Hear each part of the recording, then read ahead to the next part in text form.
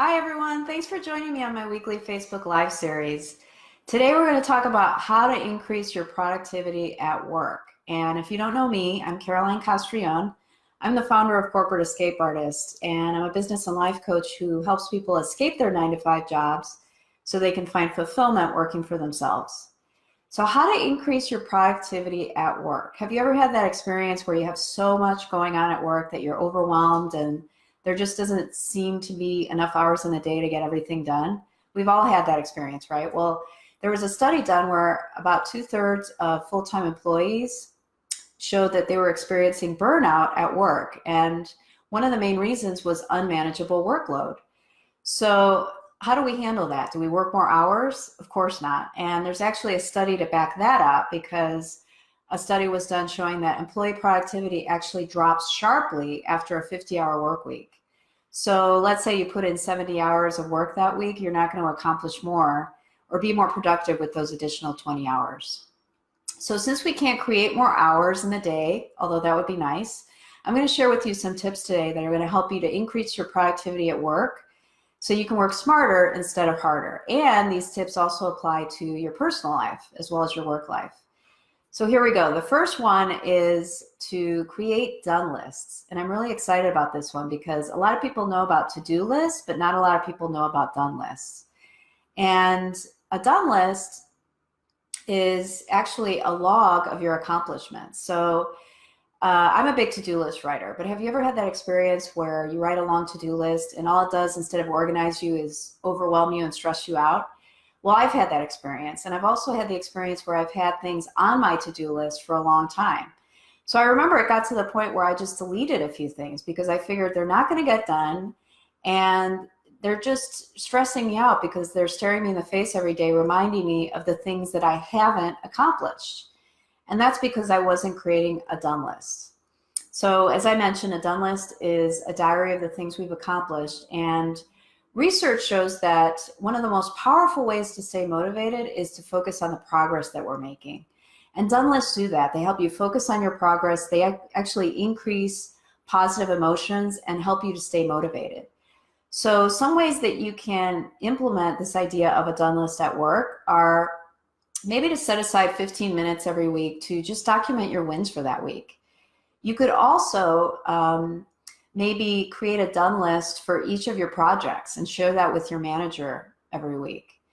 And in a group setting, a way you could implement this is start off your team meetings focusing on your wins and your accomplishments rather than what needs to get done. That's going to help you stay motivated and help your employees stay happy and motivated as well.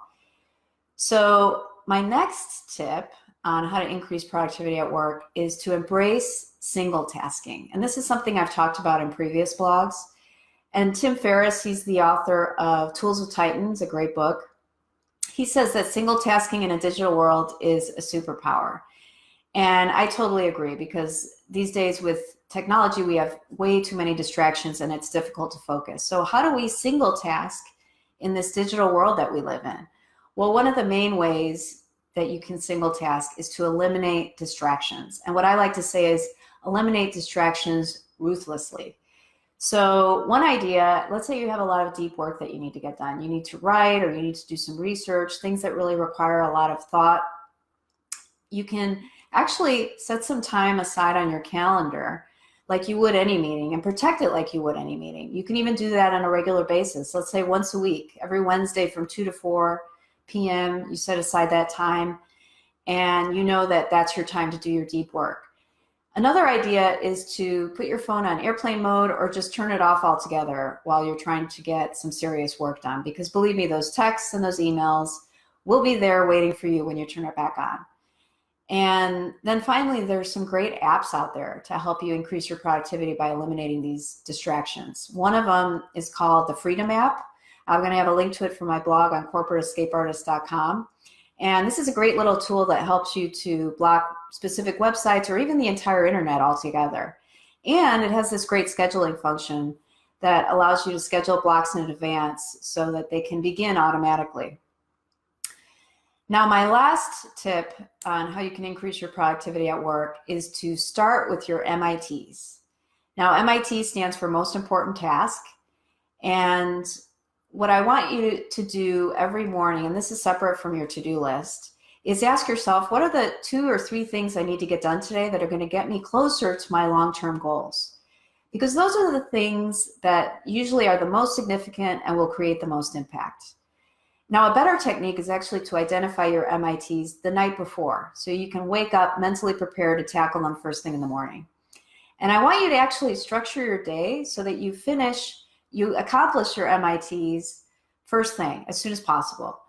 Now, how do you do that? You can follow one of the techniques I mentioned earlier, which is to block off time on your calendar and protect it like you would any meeting.